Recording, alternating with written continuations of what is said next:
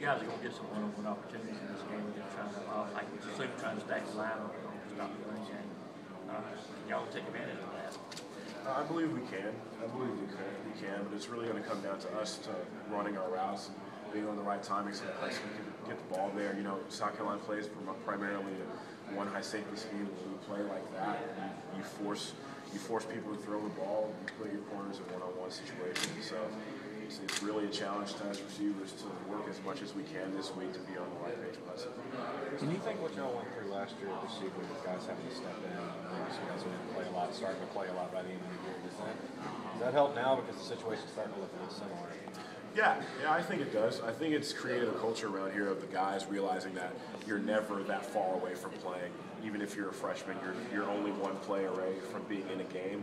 And you know, that's just not the case with recruiting these days. Some people come in thinking that they're going to have about a year to wait and, you know, get better. But at this point, if you're coming into a college team, you have to be ready to play and step up.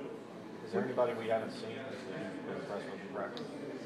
You know, most of the guys that you've seen a little bit of Isaiah McKenzie, but there's still more that he can do that we haven't really been able to show yet. Also, we have guys like Kenny Towns, guys that have been out there, Blake Tibbs, some guys who are going to get some more reps and be able to play this week. But you know, we're going to be able to count on those guys. I think we're going to be able to count on them, and you're going to see more of them in the coming games. What do you make of just the overall struggles? I don't know how familiar you are with that Georgia's had it at South Carolina at Williams-Brice Stadium. Even in years that they've won with great teams, it's just always been kind of a war. That's literally the nature of the game.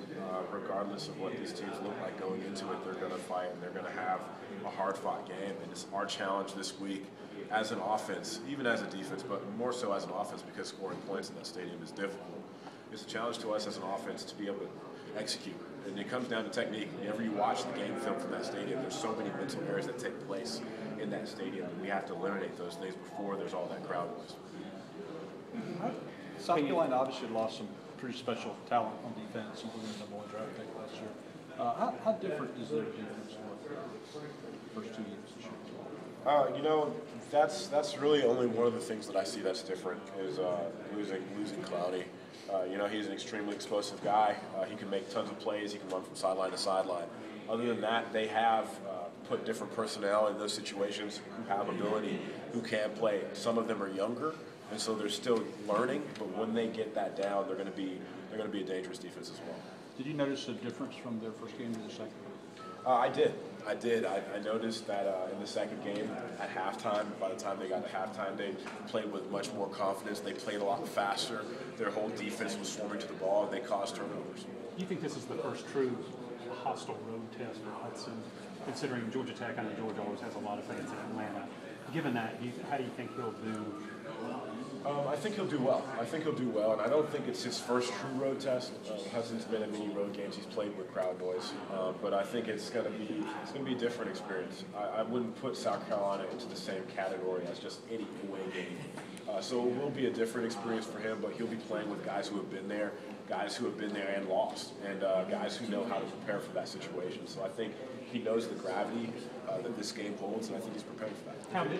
Was that the loudest crowd 2 years ago that you can recall on the road? It's not the loudest, but it's definitely one of the most unique environments that I can remember. I can specifically remember how that environment feels, how it sounds, and really how hot and humid it was just because of where it is in South Carolina in that stadium. What was loud?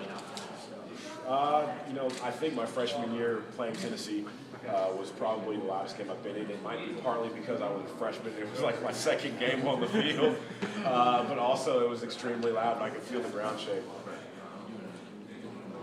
Last week the running game was really successful. So do you think South Carolina attempting to stop the running game will open up more opportunities for you guys this week in the passing game?